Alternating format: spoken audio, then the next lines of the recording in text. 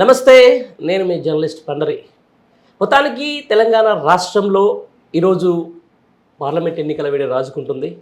అన్ని పార్టీలకు సంబంధించినటువంటి నేతలు ఈరోజు ప్రచార పర్వంలో ముందుకు పోతా ఉన్నారు. ఈ నేపథ్యంలో కూడా మొత్తానికి తెలంగాణ రాష్ట్రానికి తెలంగాణ పార్లమెంట్ ఎన్నికల నేపథ్యంలో కూడా హైదరాబాద్ సీట్ ఈసారి చాలా హాట్ కేక్గా మారింది. ఓవైపు హిందుత్వవాదం, ఇంకోవైపు అక్కడ ముస్లిమ్స్, అలాగే ఒకవైపు ఏదైతే ఈ యొక్క హైదరాబాద్ సీటుకు సంబంధించి చాలామంది ఆసక్తిగా చూస్తున్న పరిస్థితి. ఈ నేపథ్యంలో కూడా బీఆర్ఎస్ పార్టీ నుంచి ఎంపీగా నిలబడుతున్నటువంటి గడ్డం శ్రీనివాస్ యాదవ్ గారు మనతో ఉన్నారు. ఆయన అడిగి మరిన్ని విషయాలు తెలుసుకుందాం. ఈసారి హైదరాబాద్లో బీఆర్ఎస్ పార్టీ హైదరాబాద్ పార్లమెంట్ స్థానాన్ని ఎందుకు గెలవాలి అనే దాని మీద మనతో మాట్లాడేందుకు ఆయన రెడీగా ఉన్నారు. అన్నగారు నమస్తే, దానికి కంగ్రాచులేషన్స్. రైట్, ఒక పెద్ద అవకాశం ఈరోజు మీకు టీఆర్ఎస్ పార్టీ నుంచి కూడా ఒక ఎంపీగా చేసే అవకాశం దక్కింది. ఎందుకే అలా గడ్డం శ్రీనివాస్ యాదవ్కి ఈరోజు ఓల్డ్ సిటీ అయితేనేది హైదరాబాద్ ప్రజలు ఓటు ఎందుకు వేయాలి? ఓటు వెయ్యాలంటేనే నాకు వేయాలి. ఎందుకు వేయాలి అని అంటే, గత 10 సంవత్సరాల నుంచి మా కేసీఆర్ గారు ఏదైతే సంక్షేమాల ద్వారా ఈ ప్రజలను, పాతనగర ప్రజలను ఆదుకున్నాడో దాన్ని చూసి ఓటేయాలి మాకు. ఎందుకనంటే ప్రజలందరూ ఇవాళ బీఆర్ఎస్ పార్టీ వైపు చూస్తున్నారు. కారణం ఏంటి అని అంటే, వారికి డబుల్ బెడ్రూమ్లు వచ్చినాయి, వారికి దళిత బంధు వచ్చింది, వారికి షాదీ ముబారక్ వచ్చింది, కళ్యాణ లక్ష్మి వచ్చింది, ఆరోగ్యశ్రీ వచ్చింది, ఫీజ్ రియంబర్స్మెంట్ వచ్చింది. ముఖ్యంగా ఇవాళ ఏంటి అని అంటే, ఈ పాత నగరంలో అత్యధిక శాతం ఉన్న వాళ్ళు బడుగులు, బలహీనులు, అణగారిన వర్గాలు, మైనారిటీలు. అదే వర్గానికి చెందిన బడుగుల వర్గానికి చెందిన నన్ను, ఒక బడుగు బిడ్డను గుర్తించి కేసీఆర్ గారు ఇవాళ టికెట్ ఇవ్వడం జరిగింది. ఇవాళ ప్రత్యర్థి పార్టీ ఏమో అగ్రవర్ణాల వారికి ఇచ్చింది, నాకేమో ఇవాళ ఇక్కడ బడుగులకు, బలహీనుల వర్గాలకు చెందినటువంటి వాడిని, ఒక యాదవ్ సామాజిక వర్గం నుంచి నన్ను నిల్చోబెట్టింది. దీన్ని బట్టి ఏంటి అని అంటే, నాకు సముచితమైనటువంటి గౌరవం ఇచ్చి పార్టీ నన్ను ఇక్కడ అభ్యర్థిగా ఖరారు చేయడం అన్నది నేను పార్టీకి కృతజ్ఞతలు తెలియజేస్తా ఉన్నా. అలా అదేవిధంగా కేసీఆర్ గారికి కృతజ్ఞతలు తెలియజేస్తా ఉన్నా. రైట్, ఎవరు అసలు గడ్డం శ్రీనివాస్ యాదవ్ నేపథ్యం ఏంటి? అసలు ఉద్యమకాలం నుంచి ఉన్నారా, లేకపోతే ఏ పార్టీ నుంచి ఈ పార్టీలోకి వచ్చిండ్రు, లేకపోతే అసలు ఏం చూసి ఈరోజు బీఆర్ఎస్ పార్టీ మిమ్మల్ని హైదరాబాద్ క్యాండిడేట్గా ప్రకటించింది? అన్న, ఒక సుదీర్ఘ పోరాటం, అలుపెరగని పోరాటం. విద్యార్థి దశ నుంచి ఉద్యమాలు చేస్తూ, పోరాటాలు చేస్తూ, అప్పుడున్న ఎన్ఎస్యుఐ నుంచి నేను ఎమర్జ్ అయినా. ఆ తర్వాత నేను గ్రంథాలయ సంస్థ చైర్మన్గా చేసిన 15 ఏళ్ళ కిందట. ఇప్పుడు 15లో నేను 2015లో బీఆర్ఎస్లో జాయిన్ అయినా.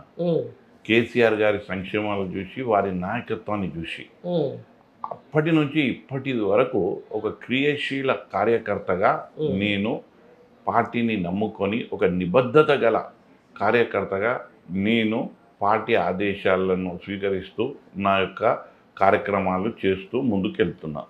ఇవాళ పార్టీ గతంలో నేను గోషామైల్ టికెట్ 18లో అడిగినా, 23లో అడిగినా, 23లోనైతే తీవ్రంగా ప్రయత్నం చేసిన, ఇంచుమించు ఖరారు కావాలి, కానీ కొన్ని కారణాల వల్ల నాకు టికెట్ రాలేదు. అయినా నిరాశ చెందకుండా పార్టీని నమ్ముకొని, మా కేసీఆర్ గారి నాయకత్వం మీద ఉన్న విశ్వాసంతో ఇవాళ నేను ఈ పార్టీలో కొనసాగుతున్నా. ఎక్కడ కానీ ఇటువైపు అటువైపు చూసే ఆలోచన నాకు లేదు, ఉండదు. ఎందుకనంటే ఈ పార్టీలో సుదీర్ఘకాలం పనిచేసిన, ఈ పార్టీ నాయకత్వం అనేది నాకు దగ్గరగా, నాకు ఒకటి కలిసి వచ్చిన తరుణం అది. సో నేను ఇలాంటి సమయంలో, నేను కష్టపడుతున్న సమయంలో పార్టీ నన్ను గుర్తించి ఇవాళ హైదరాబాద్ పార్లమెంటరీ అభ్యర్థిగా నన్ను నిల్చోబెట్టింది. రైట్, నేను అదే అంటున్నా. ఇప్పుడు ప్రస్తుతం ఉన్న పరిస్థితుల్లో బీఆర్ఎస్ పార్టీకి గడ్డుకాలం నడుస్తున్నమాట వాస్తవం. చాలామంది పార్టీలు మారుతూ ఉన్నారు. ఈరోజు ఈడ ఉండి టికెట్ తీసుకొని రేపొద్దున మారుతారు అని చెప్పేసి ఉండరా అని చెప్పేసిన పరిస్థితి మనం చూసినాం. వరంగల్లో అదే జరిగింది. ప్రపంచంలో దాదాపు అంత పెద్ద వెన్నుపోటు అయితే ఎవరు పొడిచే పరిస్థితి లేకుండే. ఈ నేపథ్యంలో కూడా ఇప్పుడున్న పరిస్థితిలో బీఆర్ఎస్ పార్టీకి మీలాంటి కరుడు కట్టినటువంటి కార్యకర్తల అవసరం ఎంతైనా ఉన్న నేపథ్యం ఎట్లా ఉండబోతుంది? మరి వీళ్ళందరికీ ఏం చెప్తావు, పోయిన వాళ్ళందరికీ? ఇప్పుడు పండరి గారు, రేవంత్ రెడ్డి మాటల్లో మీరు కూడా పడిపోయింది. ట్రాప్లో పడిపోయారు. ఎందుకు అంటే అలా ట్రాప్లో పడిపోయారు. ఎందుకు అని అంటే బీఆర్ఎస్ పార్టీల మొత్తం తెలంగాణలో ఉన్న నాయకత్వం 80% బీఆర్ఎస్లో ఉంది. విన్నారా? ఇవాళ బీఆర్ఎస్ నుంచి కాంగ్రెస్కి వెళ్ళిన వాళ్ళ సంఖ్య ఎంత? ఒక కడియం, ఒక నాగేందర్, ఏం లేదు, ఒక కడియం, దానం, వీళ్ళే. ఈ ముగ్గురు నలుగురు అంటే 5 ఏళ్ళు ఉంటే 5 ఏళ్ళకు చేతికి 5 ఏళ్ళు ఉంటే 5 పేర్లు కనబడతలేవు నాకు. అలాంటిది చూడండి ఎంత చతురతతోని రేవంత్ రెడ్డి గారు ఎట్లా తీసుకొచ్చారు ఒక అభిప్రాయాన్ని అంటే, బీఆర్ఎస్ ఖాళీ అయిపోయింది, బీఆర్ఎస్కి వెన్నుపోటు ఓడుస్తున్నారు, బీఆర్ఎస్ మీద నమ్మకం లేదు, బీఆర్ఎస్ పని అయిపోయింది, క్షేత్రస్థాయిలో అసలు ఎవ్వరు ఉంటలేరు, అబ్బాబ్బాబ్బాబ్బా ఎన్నో మాటలు. ఇవాళ ఏమైందండి, ఇప్పుడు మీ రాజకీయంలో ఉన్న వాళ్ళకి ఇది అనువైన సమయం అంటే పార్టీలు ఫిరాయించడం. అంటే నేను చెప్తున్నా ఎందుకనంటే వాళ్ళు అధికారాన్ని ఆకాంక్షించవచ్చు, లేదా వెళ్తే ఏమైనా టికెట్లు రావచ్చు అన్నది ఆలోచన చేసే ఈ సమయంలో, ఇంత గడ్డు కాలంలో బీఆర్ఎస్ నుంచి పోయిన వాళ్ళ సంఖ్య ఎంత? 1, 2, 3 ఇంతమందిని పోతే ఇవాళ అభిప్రాయం ఎట్లొచ్చింది చూడండి. మీరు వేసే ప్రశ్న ఎట్లొచ్చింది చూడండి. ఈ ప్రశ్నకి వెనుక ఎవరున్నారు? మొత్తం దీన్ని నడిపించేది రేవంత్ రెడ్డి. అంటే మైండ్ గేమ్ అనేది రేవంత్ రెడ్డి గారికి బాగా తెలుసు. అది దాని ఆప్టిమం యూటిలైజేషన్ అంటారు. ఇది ఎకనామిక్స్ లా ఏదైనా ఉంటే దాన్ని పూర్తిగా ఉపయోగించుకోవాలి, వాడుకోవాలి. అట్లా ఆ సబ్జెక్ట్ తెలిసిన వ్యక్తి రేవంత్ రెడ్డి. ఇలా అందరూ ఆ ట్రాప్లోకి వచ్చారు. కానీ మనుషులు చాలా విజ్ఞానవంతులు. ఎందుకనంటే ఒకసారి ఇంటారు, ఒకసారి ట్రాప్, మళ్ళీ తర్వాత రెండోసారి అర్థం చేసుకుంటారు. అరే ఏమైంది, ఇప్పుడు ఈ సమయం అయిపోయింది, ఇంకా 2 రోజులు అయితే మాకు షెడ్యూల్ వస్తుంది, ఇంకెవరు పోతారండి? ఇప్పుడు ఈ గడ్డు పరిస్థితులనే పోవాలి. ఇంత పెద్ద పార్టీల ఇంతమంది నాయకులు ఉన్న దగ్గర 3, 4 పోతే అయిపోయింది. ఇవన్నీ ఏంది అని అంటే ఒక జిమిక్స్, ఒక మైండ్ గేమ్. ఈ మైండ్ గేమ్లా పడకండి అని నేను ప్రజలకు తెలియజేస్తా ఉన్నా. రైట్. ఈ విషయంలో కూడా నేను ఏమంటున్నా, మొన్నటిదాకా పార్టీ అన్ని పదవులు అనుభవించి పార్టీలో వాళ్ళకు ఏమంటారు కదా, ఏం లేనప్పుడు తీసుకొచ్చి వాళ్ళ పిల్లలకు పదవులు ఇచ్చి, ఈరోజు మళ్ళీ వాళ్ళకి ఎమ్మెల్యేని చేసి, ఈరోజు మీ పక్కనే ఏదైతే ఉందో సికింద్రాబాద్ సంబంధించింది, ఖైరతాబాద్ ఉన్నటువంటి ఎమ్మెల్యే దానంకు ఆయన కూడా ఒక మంచి అవకాశాలు ఇచ్చారు. అయినా కానీ రేపు పొద్దున ఈరోజు ఈడ ఉండి ఈరోజు తెల్లారి రేవంత్ రెడ్డి మీద ప్రెస్ మీట్ పెట్టి తెల్లారి అదే రేవంత్ రెడ్డి దగ్గర పోయి జాయిన్ అవుతారు. దీన్ని ఎట్లా చూస్తారు అంటున్నాను. వారి గురించి ఎంత తక్కువ మాట్లాడుకుంటే అంత మంచిగా. ఏం ఒరిగేది ఉంది? ఒక నాగేందర్ పోతే ఏమైంది, ఒక కడియం పోతే ఏమైంది, ఏమవుతుంది? పోనీ మంచిగానే కదా, కార్లో మేమంతా రిలాక్స్గా మంచిగా కూర్చుంటాం. కార్లకి ఎట్లయినా కార్ ఫుల్ ఉన్నది, ఎవరైనా దిగిపోతే సంతోషం. రెడ్ కార్పెట్ వేసి పంపాలి. అసలు లెక్క చూసే పొయ్యేటోళ్ళని పొమ్మనాలే. అసలు కార్లో ఇవాళ మేము కంఫర్టబుల్గా కూర్చోవాలంటే పోనీయండి. వాళ్ళకి ఏం ఆశలు ఉన్నాయో, ఏం కమిట్మెంట్లు ఉన్నాయో, వాళ్ళ సొంత పనులు ఏమున్నాయో, వాళ్ళకు అధికార దాహం ఉన్నట్టున్నది, వీళ్ళంతా వెళ్తున్నది. లెడ్డం గో, పోనీయండి, దాంతో ఏం లేదు. ప్రజలు ఎక్కడ పోతున్నారు? ప్రజలు మా దగ్గరనే ఉన్నారు కదా. ప్రజలు ఇలా బీఆర్ఎస్ పట్లనే ఉన్నారు కదా. మీకు ప్రజలలో ఏదన్నా వ్యతిరేకత ఉందా? ఇవాళ వ్యతిరేకత కనుక ఇప్పుడు స్టార్ట్ అయిందంటే కాంగ్రెస్ మీద స్టార్ట్ అయింది. మాకిప్పుడు మమ్మల్ని గుర్తు చేసుకుంటుంది, ఈ పార్టీని గుర్తు చేసుకుంటా ఉన్నారు, కేసీఆర్ని గుర్తు చేసుకుంటా ఉన్నారు, పథకాలను గుర్తు చేసుకుంటా ఉన్నారు, సంక్షేమాలను గుర్తు చేసుకుంటా ఉన్నారు, ఎంత మంచి పరిపాలన ఉండేనబ్బా అని గుర్తు చేసుకుంటా ఉన్నారు. ఇది కదా క్షేత్రస్థాయిలో జరుగుతున్నది. పోయేటోళ్ళని పోయింది, వాళ్ళ గురించి పెద్దగా అవసరం. దీంతో పాటు అన్న మొత్తానికి ప్రపంచంలో ఏ ఒక్క పార్టీ అంటే వచ్చిన 4 నెలల్లోనే ఇంత వ్యతిరేకత ఒక మూట కట్టుకున్న పార్టీ అయితే కాంగ్రెస్ మిగిలిపోద్దని నేను పక్కా అనుకుంటున్నాను. ఏదైతే 6 గ్యారంటీ స్కీమ్ల పేరిట ఈరోజు అధికారంలోకి వచ్చిండ్రో దాన్ని పక్కన పెట్టేసి ఫోన్ ట్యాపింగ్ అని, శ్వేతపత్రాలని, కాళేశ్వరం అని టైం పాస్ చేస్తున్నాం. ఎట్లా మరి ఇది ఇట్నే కొనసాగుతుందా? ఇది ఎట్లా అంటే మైండ్ గేమ్ అనే ఒక యూనివర్సిటీకి vice chancellor Revanth Reddy. Okay, mind game అనే యూనివర్సిటీకి ఈయన వైస్ ఛాన్సలర్. ఈయన అందు గురించే ఈయన లోపాలన్నీ కప్పిపెట్టాలంటే ఏదన్నా సంచలనాన్ని సృష్టించాలి, ఏదన్నా హెడ్ టర్నింగ్ అంటారు దాన్ని. ఇట్లా అయ్యో ఏమైందంటే అయ్యో ట్యాపింగ్ ఎవరు ఎవరు ఎవరు తిరిగి చూడాలి అంతా, అబ్బా ఇట్లెట్లయింది అట్లే ఒక సంచలనం. రేవంత్ రెడ్డి అందులో పెద్ద ఆయన వ్యక్తి, ఆయన మళ్ళీ 7 వరకు వచ్చిండంటే ఉట్టిగానే వచ్చిండా, ఇవన్నీ చేస్తేనే వచ్చిండు. అయితే ప్రజలు అనేది తెలుసుకుంటారు, ఎంత వేగంగా వచ్చిండో అంత వేగంగా ఇంటికి పంపిస్తారు, అంతే అంతే. ఇదే చెప్తున్నాను మొత్తానికి. అంటే రేవంత్ రెడ్డి ఒక పెద్ద షిండే, అసలు కాంగ్రెస్ తోటి అంటగాడడానికి, కాంగ్రెస్లో బీజేపీ తోటి అంటగాడడానికి కాంగ్రెస్లో ఉన్నటువంటి నేతలే నేనంటే నేను షిండే, నేనంటే నేను ముందు షిండే అయితే అని చెప్పేసి ఒక వార్త అయితే బాగా వినిపిస్తుంది. మీకు ఎట్లా అనిపిస్తుంది చూస్తుంటే? మీకు రాజకీయాలు దగ్గరగా చూసిన వాళ్ళకు ఈజీగా అర్థమవుతుంది. అంతే. ప్రధానమంత్రి గారు వచ్చిర్రు, వచ్చినప్పుడు రేవంత్ రెడ్డి గారు ఏమని మాట్లాడతారు, అన్నా మీరు పెద్దన్న లెక్క బడేబాయి లెక్క ఉండాలి అని అన్నారు.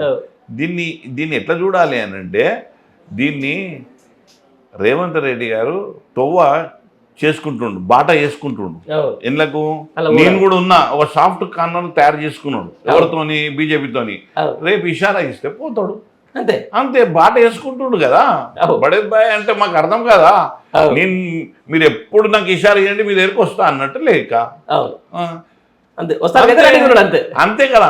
ఇప్పుడు నా అభిప్రాయం తీసుకోకండి, రాజకీయంగా నేను 30 సంవత్సరాలు ఉన్నా. ఈ మధ్యలో వచ్చిన వాళ్ళు ఒక మొన్న వచ్చిన 3 నెలల ముందు వచ్చింది చూడు, ఎవరు మాధవిలత, ఆమెను అడిగితే కూడా చెప్తారు, ఆమె కూడా చెప్తారు.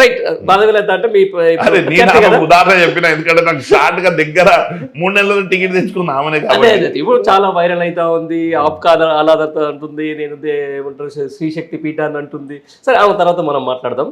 ఒకసారి హైదరాబాద్ పార్లమెంట్కి ఒకసారి వస్తే, నేను గతంలో ఇది గోషమాల్కి వస్తుందన్న, గోషమాలకు సంబంధించిన దాంట్లో నేను ఒకసారి గ్రౌండ్ రిపోర్ట్ చేసిన మన దానికోసం. అక్కడ ఉన్నటువంటి దానితో అయితే ఒక పింఛన్లు వస్తాయని చెప్పేసి, ఒక వితంతు పింఛన్లు వస్తాయని చెప్పేసి, లేకపోతే ఏమంటారు దాన్ని, ఒక ఆరోగ్యం బాగాలేకపోతే ఆరోగ్యశ్రీ కార్డు ఉంటుందని చెప్పేసి, లేకపోతే ఆరోగ్యం బాగా బయటకు వచ్చిన తర్వాత ఎల్ఓసి ఉంటుందని చెప్పేసి, లేకపోతే బయటకు వచ్చిన సీఎంఆర్ఎఫ్ వస్తుందని చెప్పేసి, ఏ ఒక్క సంక్షేమ పథకాలు కూడా ప్రజలకు తెలియకుండా బతికించారు ఇక్కడ.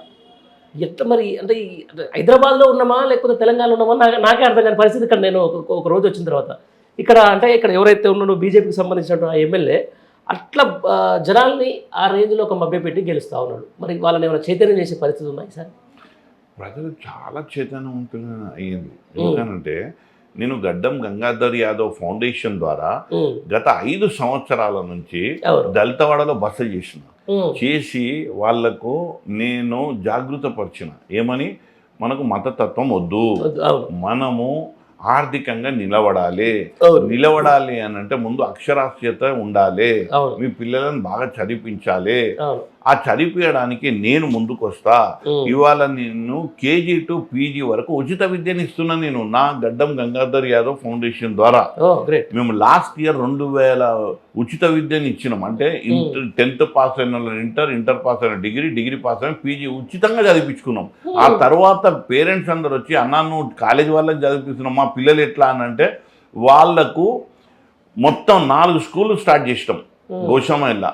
ఈ 4 స్కూళ్ళల్లో సంవత్సరానికి 5,000 కట్టాలి. ఈడ 25,000 30,000 ఫీజులల్లో 5,000 కడితే ఒక సంవత్సరం మంచి ఇంగ్లీష్ మీడియం. అసలు మీకు ఈ క్రిస్టియన్ మైనారిటీ మిషనరీ స్కూల్స్ ఏది ఉంటారో అక్కడికి నేను టీచర్లను తీసుకొని వచ్చిన. ఎందుకంటే నాకు విద్యా సంస్థలు ఉన్నాయి కాబట్టి, ఇవాళ మనము అకాడమిక్గా నాకు అవగాహన ఉంది కాబట్టి, ఇవాళ కమ్యూనికేషన్ అనేది చాలా బలంగా ఉండాలి రాబోయే రోజుల లోపల ఉద్యోగాలు రావాలంటే. అలాంటిది ఇంగ్లీష్ కమ్యూనికేషన్కి నేను స్పెషల్ కోర్సెస్ వాళ్ళకి పెట్టి ఇవాళ పిల్లలందరినీ ఆంగ్లంలో మాట్లాడే విధంగా వాళ్ళని తీర్చిదిద్దుతున్నా. ఇవాళ ఏ దళితవాడలన్నా వెళ్ళండి, గడ్డం శ్రీనివాస్ యాదవ్ సేవలు ఉంటాయి. ఏ యువకునైనా ముట్టుకోండి, గడ్డం శ్రీనివాస్ యాదవ్ సేవలు ఉంటాయి. ఏ నిరుద్యోగులైనా ముట్టుకోండి, గడ్డం శ్రీనివాస్ యాదవ్ సేవలు ఉంటాయి. జాబ్ మీద పెట్టించి 3,800 మందికి నేను గోషామైల్లో ఇప్పించిన, నేను నా సేవలు చేసిన. ఇవన్నీ చేసినాక ప్రజలకు అర్థమైపోయింది, అమ్మా ఇక వద్దు, మతతత్వం వద్దు, మనం నిల్చుంటే 10 మందిని నిల్చోబెడతాం, ఇది అర్థమైపోయింది. ఇక ఇప్పుడు వాళ్ళు కొట్లాటలు పంచాయతీలకు పోరు. ఇవాళ మా దగ్గర ఎంత అసలు ఒక్క రోజున కర్ఫ్యూ ఉండేనా అండి? 10 సంవత్సరాలు కేసీఆర్ గారి పరిపాలన ఒక్క రోజున కర్ఫ్యూ ఉండేనా? అసలు 144 సెక్షన్ ఉండేనా అంటున్నా. రాత్రి కూడా 144 సెక్షన్ లేదు మా దగ్గర. అంత మంచి ఒక పీస్ఫుల్ వాతావరణాన్ని సృష్టించిన కేసీఆర్ గారు ఆయన హయాంలో ఇవాళ కొద్దిమంది 4 ఓట్ల గురించి కకృతి వడి విన్నారా మతతత్వవాదాన్ని ఎంచుకుంటున్నారు. ఎంత ఘోరం అండి ఇది, అన్యాయం ఇది. మా పిల్లలను వాళ్ళ బతుకులతో ఆడాలని వాళ్ళ జీవితంలో చిచ్చు పెట్టాలని ఇవాళ పార్టీలు నడుం బిగిస్తున్నాయి. నేను మీ ద్వారా మా ప్రజలకు చెప్తున్నా, మా హైదరాబాద్ ప్రజలకు మరీ ముఖ్యంగా చెప్తున్నా, వీళ్ళ ట్రాప్లో రావద్దు, వీళ్ళ మాటలలో రావద్దు, ఈ హేట్ స్పీచ్లలో పోవద్దు, మనకొద్దు. మనం ఇప్పుడు మన పిల్లలు మంచిగా దేశ విదేశాలలో ఉద్యోగాలు చేస్తూ ఉన్నారు, పెద్ద చదువులు చదువుతూ ఉన్నారు, మనం బాధ్యత ఏందో తెలుసుకుంటూ ఉన్నారు. ఇవాళ అలాంటి సమయంలో రజాకారులు రౌతులతో దాడి చేసిర్రు. ఎక్కడ దాడులు జరగలే, రజాకారుల విషయం ఎందుకు తల్లి? రెచ్చగొట్టే మాటలు వద్దు. రాజకీయాల్లోకి రా, ఏం చేస్తావు చెప్పు, గెలిస్తే ఇవి చేస్తా అని చెప్పు, బాగుంటుంది, స్వాగతిస్తాం. కానీ 4 ఓట్ల గురించి కకృతి వడి మా పిల్లల బతుకులతో చెలగాటం ఆడకు అని నేను పార్టీలకు విజ్ఞప్తి చేస్తున్నాను. రైట్. మొత్తానికి 10 ఏళ్ల పాటు ఈరోజు ఎవరితో మీకు పోటీడా అన్న? నాది స్టేట్ పోటీ ఎంఐఎంతో. ఓకే. నాకు బీజేపీ గ్రౌండ్లో ఆమెను ఎవరు యాక్సెప్ట్ చేస్తలేరు. నేనేమంటున్నా అంటే ఇక్కడ సింపుల్ మీ పోటీ ఎంఐఎం తోటి, రైట్? ఇప్పుడు ఏదైతే సిట్టింగ్ ఉన్నాడో ఆయన తోటి పోటీ. బట్ ఏమంటారు, సందట్లో సడేమి అన్నట్టుగా ఇప్పుడు సపోజ్ కళ్ళదాలు పైన పెట్టుకొని, లేకపోతే ఒక ఆప్కాదాలతో, లేకపోతే వేరే ప్రోగ్రాంలు పెట్టుకొని, ఇప్పుడు పోస్టర్ల మీద ఉన్న స్ట్రీట్ లైట్ బయటికి తీసుకొస్తా, లేకపోతే మదర్సాల నుంచి తీసుకొచ్చి ఇక్కడ ఏమంటారు ఇవి పెట్టిస్తా, ఏది గోశాలలు పెట్టిస్తా అని చెప్పేసి రకరకాల ఈ డైవర్టేషన్, ఇప్పుడు రేవంత్ రెడ్డి చేస్తున్న diversion politics at the same time ఇప్పుడు ఉన్నటువంటి బీజేపీ క్యాండిడేట్ కూడా ఇక్కడ కూడా అదే జరుగుతుంది. ఏదైనా చెప్పాలంటే రీల్స్ చూస్తుంటే మాత్రం అసలు గూస్ బంప్స్ మనల్ని అసలు ఏమాత్రం దేశభక్తి ఉందా లేదా అన్న కాడి తీసుకుంటే. బట్ నేను అదే అంటున్నా, ఎట్లా ఎదుర్కోబోతారు మరి అన్న? ఆమె ఒక ఆర్టిస్ట్ అన్న, అంతేనా? ఆమె ఒక క్యారెక్టర్ ఆమెకి ఇచ్చి ఆమె పోషిస్తుందన్న. అంతే. 13వ తారీఖు బ్యాలెట్ బాక్స్లో ఓట్లు వేస్తారన్న జనాలు. ఈమె 14వ తారీఖు మిస్సింగ్ అన్న, కనబడదన్న. ఇది సత్యం, ఇదే ధర్మం.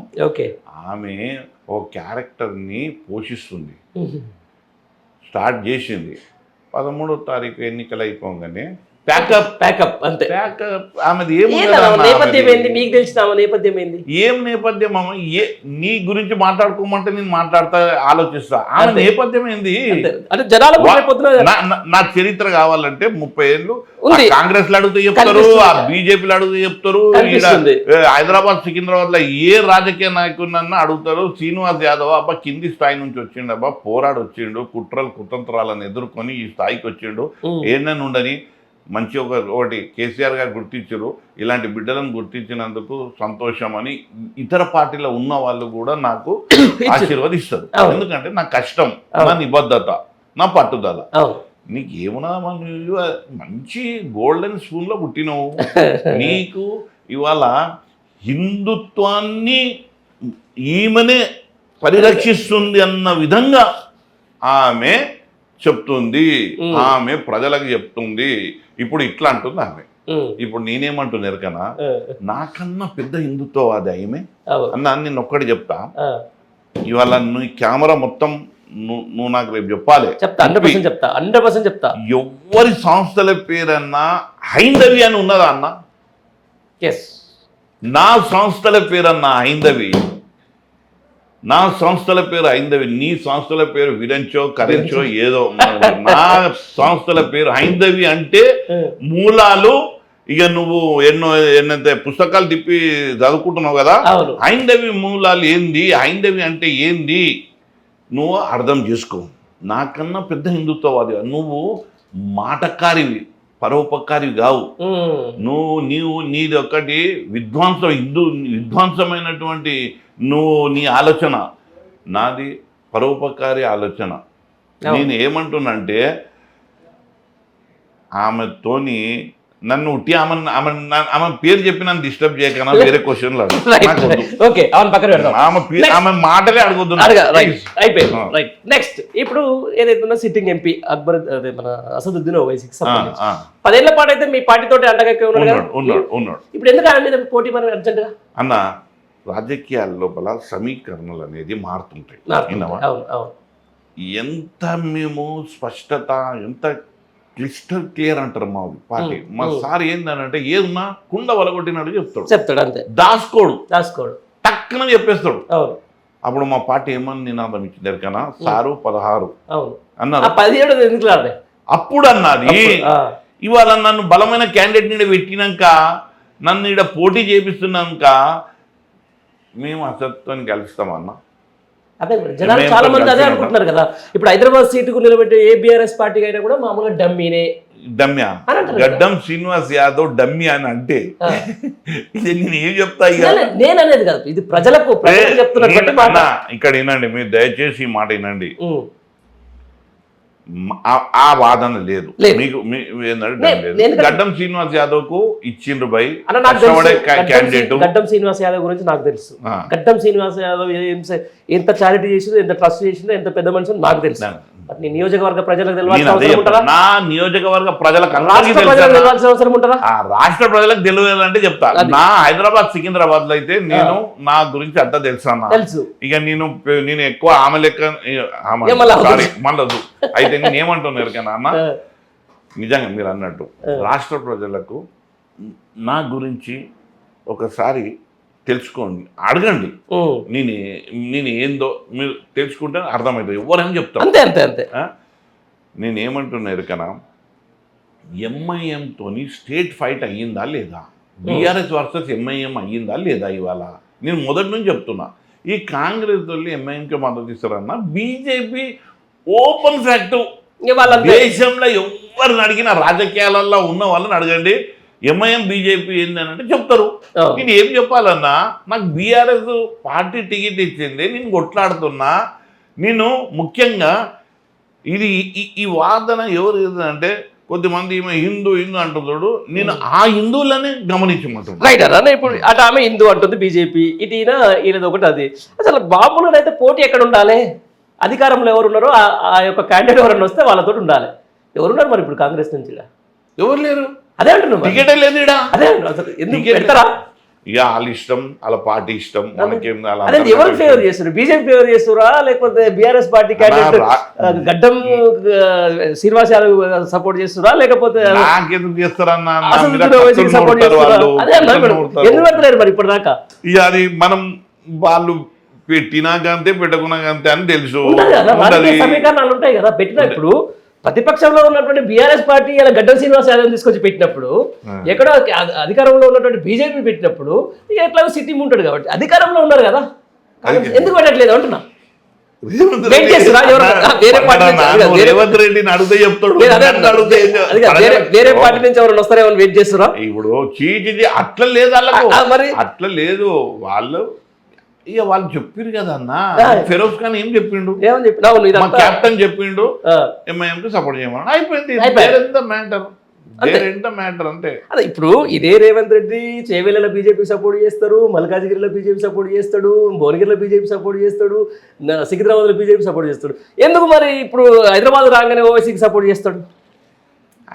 ఎక్కడ కాంగ్రెస్ సపోర్ట్ చేయలేదు కానీ ఇదే దాని గురించి అడుగుతున్నాను. రేవంత్ రెడ్డి ఒక వైస్ ఛాన్సలర్ అన్న, దింపుట్లా గారెడి చేసే దాంట్లో, మాయ చేసే దాంట్లో, మైండ్ గేమ్లల్లా ఆయన ఈజ్ ఏ టాలెస్ట్ లీడర్. దాంట్లో మనం ఎందుకు చెప్పాలి ప్రజలకు?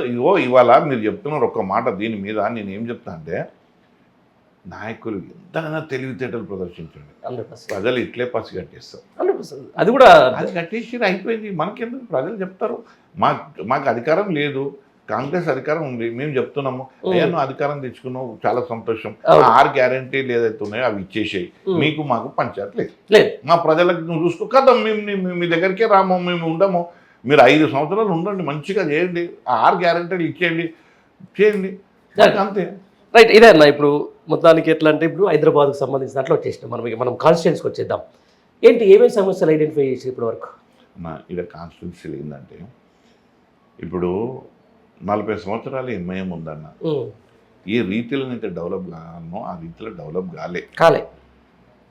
కారణం ఇక నేను కొద్దిగా చెప్తే ఏంది అని అంటే ఇప్పుడు ఇవాళ ఏందనంటే నేను ఇప్పుడు నా నాయకత్వం ఉంది, నాకు మతతత్వం వద్దు బాబు, నాకు దేవుళ్ళ మధ్యలో పంచాయతీలు వద్దు నాయనా, నాకు డెవలప్మెంట్ కావాలని నా వ్యక్తిగతంగా కూడా నేను డెవలప్మెంట్ అంటాను. నా పార్టీ కూడా అదే నాకు నేర్పించింది. ఏంటంటే మనం ప్రజలకు మేలు చేయాలి, అదే అవసరము. వాళ్ళ యొక్క ఆర్థికంగా వాళ్ళు ఎదగాలి, అదే పార్టీ చూసింది. నేను అదే చూసిన. నాకు పార్టీకి అందు గురించి నాకు ఇంత మంచిగా మా సంబంధాలు ఉన్నాయి కాబట్టి ఇవన్నీ నేను ఎప్పుడైనా ఈడ హైదరాబాద్లో డెవలప్మెంట్ అంటా. ఇంకో పార్టీ ఉంది, ఇప్పుడు బీజేపీ పార్టీ ఉంది, డెవలప్మెంట్ అడగాలి కదా, డెవలప్మెంట్ అడగాలి. మరి ఎప్పుడైనా వాళ్లకు ఎన్నికలు రాగానే జై శ్రీరామ్ గుర్తొస్తుంది, ఆ తర్వాత మాయమైపోతాడు. ఇప్పుడు ఎక్కడనైతే నీకు సైంటిఫిక్గా చెప్తున్నా, ఎక్కడనైతే మీకు మతతత్వం అనేది ఉంటుందో అక్కడ అభివృద్ధి ఉండదు సైంటిఫిక్గా. ఇప్పుడు నీకు ఇప్పుడు ఈ ఓట్లు వాళ్ళు మతం మీద ఓట్లు అడుగుతున్నారు. ఇప్పుడు ఆ ట్రాప్లో వచ్చిన వాళ్ళు ఏమంటారు, ఎందుకన్నా ఏం చూడరు, ఇట్లా హనుమంతుని కలిసి ఏంటంటే చీరుకునే తక్కువ ఉంటుంది. ఏంటంటే పోయి వాళ్ళకు ఓటేస్తున్నారు, వాళ్ళు అదే ఆలస్యంగా తీసుకుంటున్నారు. ప్రతిసారి ఓట్లు అడిగేటప్పుడు వాళ్ళు మతాన్ని తీసుకొస్తున్నారు, ఓట్లు దండుకుంటున్నారు, పోతున్నారు, వీళ్ళు ఓట్లు వేస్తున్నారు. ఇక ఇప్పుడు డెవలప్మెంట్ గురించి ఈ ప్రజలేమో అడుగుతలేరు, వాళ్ళేమి ఇస్తలేరు. ఎట్లా ఉండాలి? నేను అదే కదా నినాదం, ప్రజలలో చైతన్యం తెస్తున్నాం. అడుగన్నా గోశామాలకు సంబంధించినట్లయితే ఇక్కడ ఉన్నటువంటి కార్వాను ఇవన్నీ కొన్ని ఉంటాయి కదా ఈ నియోజకవర్గాలకు సంబంధించి. ఇదే హైదరాబాద్లోగా ఉన్నది. అవును, ఈ హైదరాబాద్లోగా ఉన్నది. అవును. ఎల్బీనగర్ ఎక్కడ ఉంది? ఎల్బీనగర్ కూడా హైదరాబాద్. అవును, ఉప్పల్ హైదరాబాద్లో ఉంది, ఖైరతాబాద్ హైదరాబాద్. అవంతా ఎందుకు డెవలప్ అవుతున్నాయి, ఎందుకు కావట్లేదు? అంటే ఇదే కారణమా, లేకపోతే కావాలని చేయట్లేదా, లేకపోతే ఎంఐఎం కారణమా? అన్నా మతతత్వవాదమే ఈడ చలామణి అవుతుంది. ఈడ అభివృద్ధి వాదం కనుక చలామణి అయితే నాయకులు కూడా అభివృద్ధి చేయవలసిన అవసరం ఉంటుంది. ఓకే, నాయకుల ఏంది అంటే ఎంతసేపు ప్రజలను మతం అన్న పేరు మీద వాడుకుంటున్నారు, వదిలేస్తున్నారు. అంతే డెవలప్మెంట్ ఏడైతుందన్నా. నీకు కరడుగట్టిన మత ఛాందస్యవాదుల యొక్క దేశాలు కూడా చిన్న భిన్నం అవడానికి కారణం ఏంది? ఎక్కడైతే మతతత్వం ఉంటుందో అక్కడ ఉండదు, అభివృద్ధి ఉండదు అన్న. మతతత్వం ఏం కోరుకుంటుంది? నీ దేవుడు గొప్పనా, నా దేవుడు గొప్పనా? ఈ వాదనలా ఏం జరుగుతుంది? మీకు అభివృద్ధి జరగదన్నా, అభివృద్ధి జరగదు. ఇవాళ నేనేమంటున్నా, ఈ దేశం సంపన్న దేశంగా మారే ఆస్కారం ఉంది. అలాంటి దిశలో మనం ప్రయాణిస్తున్నాం. ఇవి ఎందుకన్నా అవసరం లేదు. ఎందుకు? మంచిగా ఉద్యోగాలు అడుగు, మంచిగా ఇప్పుడు కాంగ్రెస్ పార్టీ ఇస్తాన్న పథకాలు అడుగు, అవి తెచ్చుకొని నీ యొక్క జీవితాన్ని సస్యశామం చూసుకొని నువ్వు ఆర్థికంగా ఆలంబనం వైపు వెళ్ళు. ఎవరొద్దంటారు? అట్లా కాకుండా కేవలం మతం మతం మతం అంటే దేవుడు ఇప్పుడు మతం అంటే కడుపు నిండుతుంది అన్న. ఇవాళ రెక్క ఆడితేనే కానీ డొక్క ఆడుతుంది. ఇవాళ నువ్వు పొద్దున్న లేచి ఇవాళ పనిని ఎత్తుక్కొని పని చేస్తేనే నీకు రాత్రి 5 ఏళ్ళు లోపలికి. అట్లాంటిది ఇవాళ నువ్వు మతం అంటే ఎట్లా? నేను అంటున్నా, ప్రజలు మా దగ్గరనైతే చాలా చైతన్యవంతులైనరు.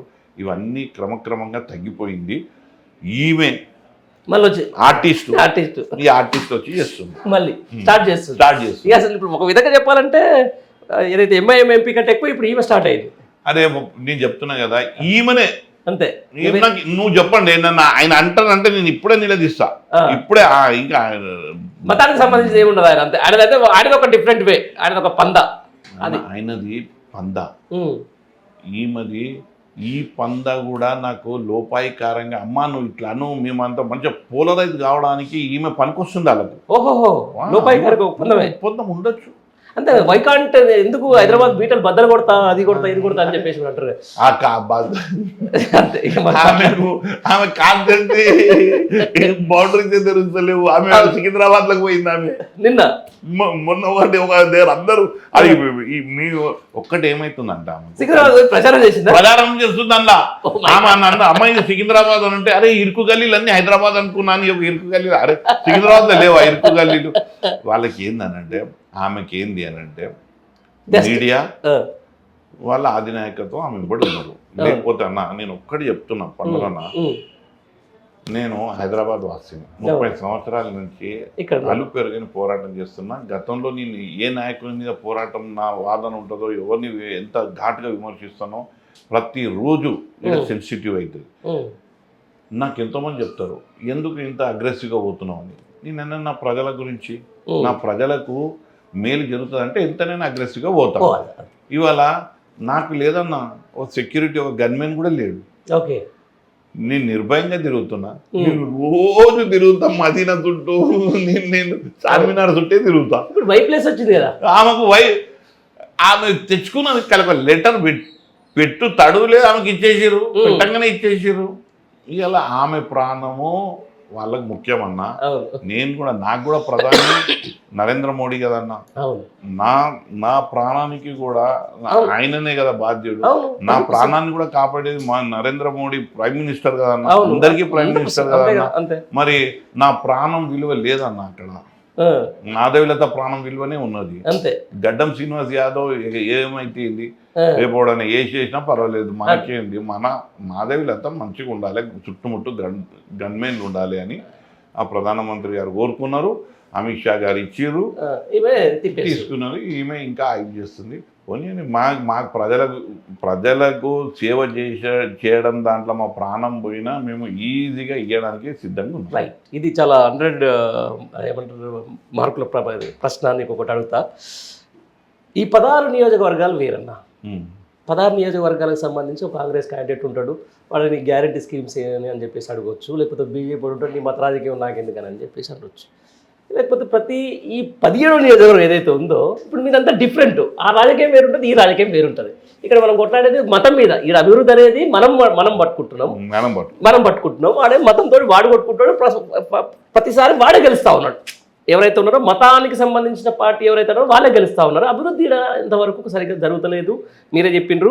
అభివృద్ధి ఎవరు పట్టించుకుంటారని కూడా మీరే చెప్పిండ్రు. రైట్, ఈ సందర్భంలో ఈ పార్లమెంట్ ఎలక్షన్లో ఈ హైదరాబాద్ పార్లమెంట్ బీఆర్ఎస్ పార్టీ అభ్యర్థిగా ఒకవేళ రేపు మీకు ఓటేసి ప్రజలు గెలిపిస్తే ఏం చేస్తారు చెప్పండి ఫస్ట్. అన్న కరెక్ట్ ప్రశ్న అడిగింది. ఫస్ట్ నన్ను గెలిపించగానే ప్రజలలో ఒక చైతన్యాన్ని తీసుకొస్తా, వాళ్ళకు పని కల్పిస్తా, వాళ్ళకు ఉద్యోగాలు కల్పిస్తా. ఇంకోటి, ఇక్కడ నియోజకవర్గంలో మౌలిక సదుపాయాల కొరత ఉందన్న. ఇది మా కర్మ కాకపోతే ఏందన్న, 40 సంవత్సరాల తర్వాత కూడా ఈ హైదరాబాద్ నగరంలో మౌలిక సదుపాయాల గురించి మాట్లాడుకోవాలి. హైదరాబాద్ గురించి మళ్ళీ మేము హైదరాబాద్ నేనేమంటున్నా, ఇవాళ మీకు ఒక్కటి చూడండి అన్న, నేను హైదరాబాద్ అని పాయింట్ చేస్తున్నా. మీరు అన్న ఇవాళ ఇక్కడ ఎన్నైతే హైదరాబాద్ ఉన్నదో అంత డెవలప్ అయిపోయింది. ఇక్కడ బీజేపీ 3 పర్యాయాలు గెలిచింది. ఇక్కడ ఎమ్మెల్యే ఉన్నాడు, విన్నారా? మరి ఇక్కడ మౌలిక సదుపాయాలు లేదు. మౌలిక సదుపాయాల కన్నా ప్రభుత్వాన్ని నిలదీయాల్సిన అవసరం లేదన్నా. ప్రభుత్వాల దగ్గర పోవాల్సిన అవసరం లేదు. ఒక ఎమ్మెల్యే, ఒక కార్పొరేటర్ చేస్తాడన్న ఈ పని. కానీ ఇవాళ ఏడున్న గొంగడ అన్నే ఉన్నది. ఈ మౌలిక సదుపాయాల కల్పన జరగాలి. మంచి రోడ్లు రావాలి, ఫ్లైఓవర్ బ్రిడ్జిలు రావాలి, ఫుట్ ఓవర్ బ్రిడ్జిలు రావాలి. అసలు ఇరుకిరుకు సందులల్లా దాని రోడ్డు వైండింగ్ కావాలి. ఇంకోటి, మంచి విద్యుత్ కాంతులతో వెలగాలి. ఇలాంటివన్నీ ఈ సదుపాయాలు కలిగిస్తే మా ప్రజలకు వాళ్ళు ఎంత సంతోషిస్తారంటే, అబ్బా ఇది కదా మాకు కావాల్సింది అని అంటారు. కానీ అవి కూడా చూడని ఎమ్మెల్యే ఇవాళ ఉన్నాడు. ఇక్కడ ఒక ఎమ్మెల్యే అంటే ఎంత పవర్ఫుల్ అన్న. ఆయన ఇంటి దగ్గరనే ఆడ పరిస్థితి ఘోరంగా ఉంటుంది. మరి ఆయన వస్తుంటాడు పోతుంటాడు, మరి ఆయనకి ఎందుకు అనిపించదు? అదే అనిపించకపోవడానికి కారణం ఏం లేదన్న. ఏంది అని అంటే వాళ్ళకు ఇప్పుడు డాక్టర్ ఇది నాడి పట్టుకుని తెలిసిపోతుంది కదా, వాళ్ళకు ఓట్ల నాడి తెలిసిపోయింది అన్న. అరే మతం అంటే పడతాయి రా భాई, ఆగలే तू जाके वहाँ काम करना అంతే वहाँ करते हैं. अभी क्या है, जब चुनाव आता, जब जनता करने जाते, जब सांप्रदायिकता की आवाज बुलंद करते, हमारे को वोटा गिरता. ఓకే, నేను ఇదే విషయంలో అడుగుతున్నా. ఇప్పుడు ఈ 4 నెలల తర్వాత ఈ ఆర్ ట్యాక్స్ తర్వాత ఈ రియల్ ఎస్టేట్ నుంచి తీసుకుంటారు, అక్కడ నుంచి బిల్డర్ నుంచి తీసుకుంటారు అని చెప్పేసి రేవంత్ రెడ్డి అంటున్నారు. కానీ ఈ ఆర్ ట్యాక్స్ అనేది ఒక 10 ఏళ్ల కిందనే గోషామహల్లో స్టార్ట్ అయింది. ఆయనకు పెద్ద బిల్డింగ్ ఏదైనా కడితే ఆడిపోయి నాకు డబ్బులు ఇవ్వాలని చెప్పేసి డిమాండ్ చేస్తారని చెప్పేసి ఒక వాదన అవుతుంది. నిజమా ఇది? 100% జగమెరిగిన సత్యం ఇది. గడ్డం శ్రీనివాస్ యాదవే ఇది తెరపైకి తీసుకొచ్చి అందరినీ కట్టడి చేసే ప్రయత్నంలో కొద్దిగా నేను సక్సెస్ అయినా అనుకుంటున్నా. ఇంకా కొద్దిగా ఉంది, అది కూడా ఖతం చేపించేస్తా. ఎవరిని కానీ ఏ బిల్డింగ్ వాళ్ళని కానీ ఎవరు బాధ పెట్టద్దు. చాలామంది కొద్దిగా కంట్రోల్ అయినరు, ఇంకా కొద్ది మంది ఉన్నారు, వాళ్ళు కూడా కంట్రోల్ అవుతారు. ఇది మా దగ్గర ఏందన్నా గజం మీకు ఎక్కడ ఉండదు. మీరు అది అంటున్నారు చూడు, ఏదో హైటెక్ సిటీ ఆడ ఈడ మాదాపూరే, మా దగ్గర 6 లక్షలు గజం 6 లక్షలు. బేగం బజార్ అంటే 6 లక్షలు. 6 లక్షలకి ఎవరైనా అమ్ముతున్నామంటే 10 మంది వస్తారు కొనడానికి. 100 కోట్లు అనేది ఎకరం 100 కోట్లు అనేది 6 లక్షల కంటే ఇప్పుడు ఈ లెక్కన చూసుకున్నా కూడా 100 గజాలు అమ్మినా కూడా 6 కోట్లు కదండి. 6 కోట్లు అట్లా చూసుకుంటే గజాలు అయితే 60 కోట్లు. మీకు ఇది మీరు జస్ట్ పోయి బేగం బజారు ఇక్కడ మా ప్రాంతంలో అడగండి. లైక్ ఇది గోల్డ్, ఇక్కడ గోల్డే అన్న ఇది. అందు గురించే కదా వాళ్ళు ఏం చేస్తారు, మా దగ్గర ఈ 6 లక్షల గజం కొంటారు, 100 గజాలు కొని 6 ఫ్లోర్లు వేస్తారు. 6 ఫ్లోర్లకు ఇక నాయకులు ఒక్క ఫ్లోర్కి ఇంత అంటే రేటు మాట్లాడుకుంటారు, అది చేస్తారు. వాళ్ళు ఇచ్చేటోళ్ళు ఇస్తారు, తీసుకునేటోళ్ళు తీసుకుంటారు. ఇదంతా గత ఎలక్షన్ల ముందు నేను దీని మీద 1 సంవత్సరం తిరిగి దీన్ని ఉద్యమం లెక్క తీసుకొచ్చినందుకు చాలామంది కంట్రోల్ అయినరు, కట్టడి అయినరు, నా దగ్గరికి వస్తున్నారు. అన్న నువ్వు చెప్పినందుకు మాకు జరంతా ఈ యొక్క బాధ తగ్గింది, మాకు రిస్క్ ఇవన్నీ మాకు కొద్దిగా పరిశ్రమ అయ్యేటట్టు లేము, మంచిగా రానా చాలా అని చెప్తుంటారు. మనం ఏంటి అంటే అదేనండి. రైట్. మొత్తానికి ఇప్పుడు మీకు ఓట్లు వేసే జనాల కాడికి వస్తే ఈ హైదరాబాద్ పార్లమెంట్లో ఒక మిక్స్డ్ పీపుల్స్, మైనార్టీస్, కట్టర్ మైనార్టీస్, అవును, ఆ తర్వాత ఉన్నటువంటి మార్వాడీస్, అవును, ఆ తర్వాత ఉన్నటువంటి జైన్స్, అవును, ఈ తర్వాత హిందూస్, వీళ్ళందరూ ఉన్నారు ఇక్కడ. అంటే ఒక మిక్స్డ్, అంటే ఎవరికి ఎక్కువ అంటే ఎక్కువ మైనార్టీస్కే ఎక్కువ ఇక్కడ స్పేస్. ఒకవేళ మైనార్టీలు అసదుద్దీన్ కాదని చెప్పేసి గడ్డం శ్రీనివాస్ యాదవ్కి ఎందుకు ఓటే? నేను చెప్తున్నా కదా వాళ్ళకి ముందుగా పర్టికులర్ మైనార్టీల గురించి మాట్లాడుతున్నా. మైనార్టీల గురించి అన్న, మైనార్టీల గురించి సార్ ఏం చేయలేదన్న, షాదీ ముబారక్ ఇచ్చిండు కదా. ఇచ్చిండు, ఎప్పుడైనా ఇలా నేను ఏమంటున్నారు కదా, మైనార్టీలు ఎప్పుడన్నా అభద్రత భావంకి గురైందిరా? లేదు. నిజంగా ఏం మాటకు ఆ మాట మాట్లాడుకుంటాం. వాజ్పేయి గారు ఒకటి అన్నారన్న, ఇది రికార్డ్ చేసుకోమంటున్నా. చిన్నవా నేను హిందీలో చెప్తా. राजा राज धर्म का पालन करना, राजा राज धर्म का पालन करना, राजा शासक प्रजा प्रजा में भेद नहीं देखना, ना जन्म के आधार पर, ना जाति के आधार पर, ना सांप्रदायिकता के आधार पर. అంటే దీన్ని ఎంత గొప్పగా చెప్పిండు ఆ మహనీయుడు. గ్రేట్. వాజ్పేయి గారు రాజధర్మం పాటించాలన్నా ప్రజా ప్రజా में भेद नहीं देखना. అవును, వాస్తవం. జాతి మీద కానీ, జన్మం మీద కానీ, మతతత్వం మీద కానీ వీటి మీద ప్రజలను వేరేయొద్దు. శాసకుడు అనేది ఎట్లుండాలి నువ్వు చెప్పన్నా. ఇవాళ కేసీఆర్ గారు ఈ విషయంలో 100కు 100 మార్కులు ఇవ్వచ్చా లేదా? 100%. నిజంగా వాస్తవానికి చూసుకుంటే మాత్రం అర్బన్ ఏరియా ప్రజలు మాత్రం, అర్బన్ ఏరియా ఏందన్నా నువ్వు మళ్ళా అందరికీ చెప్పిండు, ఎవరికైనా భేదం చూపెట్టిండా? లేదు. రాజధర్మం పాటించడు కదన్నా. అసద్ ఓవైసీతోని అలయన్స్ పెట్టుకొని కూడా మీరు ఈ పాయింట్ నోట్ చేయండి. చరిత్రలో నా భూతో నా భవిష్యత్, కాంగ్రెస్ పార్టీ సెక్యులర్ పార్టీ అంటది కదా, మేము అసద్తోని కూడా జత కలిసినప్పుడు మేము యాగాలు, ధర్మాలు, గుడ్లు, గోపురాలు కట్టిన చరిత్ర కేసీఆర్ గారిది. అంతెందుకన్నా ఈ పాత నగరంలో నువ్వు ఎల్లు ఏ గుడికన్నా మా దగ్గర ఇక్కడ గుడ్ల సంఖ్య అధికం. ప్రతి గుడికి కేసీఆర్ గారు ఉన్నన్ని రోజులు సంవత్సరానికి బోనాల పండుగకి లక్షల రూపాయలు ఒక్కో గుడికి ఆ స్థాయికి తగ్గట్టు 1,50,000, 25,000, 10,000 ధూప నైవేద్యానికి ఇచ్చిన మహనీయుడు ఎవరు? హిందుత్వవాది. ఇలా నేను ఏమంటున్నంటే మీరు ఎక్కడ చూసినా ఎక్కడైనా సార్ను పెట్టుకోండి, అక్కడ 100 మార్కులు సార్కు వడవలసిందే. ఇది కాదని ఎవరంటారన్నా, ఇది ప్రజలు గమనించమని వేడుకుంటున్నా. అరే ఇట్లనే డెవలప్ అయితే అన్నా, మేము చదువుకున్న వాళ్ళం, నా విద్యా సంస్థలు ఉన్నాయి, వీటితోనే మనము అభివృద్ధి చెందుతాం. కానీ ఈ చిల్లర వేషాలతో ఏమవుతుంది అన్న? వాస్తవం ఏం కాదు. ఏమవుతుంది చెప్పు. ఇక నాకు నేను వాజ్పేయి గారిదే కోట్ చేసిన, నేను వేరే వాళ్ళది కోట్ చేయలేదన్నా.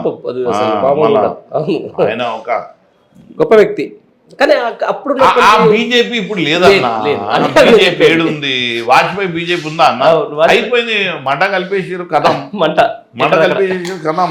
ఇప్పుడు ఏదైనా కూడా మళ్ళీ పోలరైజేషన్ అంతా ఇప్పుడు ఎట్లా కొట్టుకోవాలి, ఎట్లా చేసుకోవాలి, ఎట్లా బయట పడాలి, ఏం చేయాలి కథం. ఈ లెక్కన చూసుకుంటానా, ఈ 10 ఏళ్ల కాలంలో మీ ప్రత్యర్థి అయినటువంటి ఈ ఎంఐఎం పార్టీ చేసిన ఒక గొప్ప పని ఏమన్నా మీకు మైండ్లో ఉందన్నా చెప్పండి. గొప్ప పని ఆయన ఎంపీగా ఉండి అసదుద్దీన్ ఓవైసీ ఒక మంచి అరేటర్, ఒక మంచి విద్యావంతుడు. పార్టీని ఎట్లా నడిపియాలనో తనకు తెలిసినంత భూమి మీద వరకు గద అయితే గొప్ప పని చెప్తా.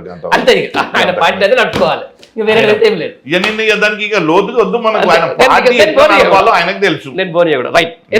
ఫైనల్ నాకు ఒకటి చెప్పాలి, ఎట్లా ఉండబోతుందన్న మరి రిజల్ట్ హైదరాబాద్? గెలుస్తున్నా. రైట్. ఎలక్షన్లు అయిపోయిన తర్వాత నేను వస్తాను. మే 13 ఇవాళ నేను చెప్పింది ఏదైతే ఉందో, ఇది కుర్చీ నాది, విన్నావా? ఇది నాకు ఎంత పవిత్రమో మీకు తెలుసు. ఎవరు కుర్చీ మీద కూర్చొని చెప్పిన, ఇలా ఏది చెప్తానో అదే చేస్తా, ఏది చేస్తానో అదే చెప్తా. నువ్వు గల్లీల ఈ గోషామేళ్ళ అడుగు, గడ్డం సీన్ అన్న ఏం చెప్తాడో అది చేస్తాడా? లేకపోతే ఆయన లోపల ఇవన్నీ గారడీలు ఉంటాయంటే ఎవరు చెప్పరు, అందరు చెప్తారు. అన్న ఆయన చెప్పింది తెలుసుకొని వచ్చిన ఎవరైనా అడుగు. ఓపెన్ ఛాలెంజ్ గడ్డం శ్రీనివాస్ గారు అంటే కష్టపడి శ్రమించి చెమటోడి నిబద్ధత, కమిట్మెంట్. నా ధైర్యమే కమిట్మెంట్. అంతే. నాకు టికెట్ రాకపోతే, నాకు గోషామేల్ టికెట్ రాకపోతే ఎంతో మంది టెంప్ట్ అవి ఇవి ఎన్నో. అరే నాకు నిబద్ధత గల నాయకుని, నేను కమిట్మెంట్ ఏందో నాయకుని. నా సార్ మనసులో గెలుస్తా నేను. అంతే. నాకు కేసీఆర్ గారు, కేటీఆర్ గారు నాకు ఒక ఇన్స్పిరేషన్. అవును. నేను వాళ్ళు పెట్టుకున్నాక వాళ్ళ లెక్క లీడర్లు ఏ పార్టీలో ఉన్నాడన్నా? అంతే. చెప్పు. రైట్. నిజంగా వాస్తవానికి మీ కమిట్మెంట్ చూస్తున్నా నాకైతే భలే ముచ్చట వేసిందన్న. అట్ ద సేమ్ టైం మీ విజన్ కూడా. మొత్తానికి ఏదైతే హైదరాబాద్ పార్లమెంట్ ఏదైతే ఉన్నదో ఇది ఒక స్థానానికి మాత్రం అభివృద్ధికి మతతత్వానికి మధ్య పోటీ జరుగుతూ ఉంది. నాకు అవకాశం ఇస్తే ఖచ్చితంగా ఈ ఓల్డ్ సిటీ ఏదైతే ఉందో హైదరాబాద్ పార్లమెంట్ నియోజకవర్గాన్ని అత్యంత అద్భుతంగా అభివృద్ధి చేస్తానని చెప్పేసి కూడా గడ్డం శ్రీనివాస్ ఆయన చెప్తున్న పరిస్థితి ఉంది. మనం కూడా ఆయన యొక్క విజన్కి సంబంధించి కూడా ఖచ్చితంగా అప్రిషియేట్ చేయాల్సిందే. రానున్న ఎలక్షన్లో కూడా ఆయనకు కూడా మంచి ఫలితం దక్కాలని చెప్పి మనం కూడా ఆశిస్తాం. నమస్తే.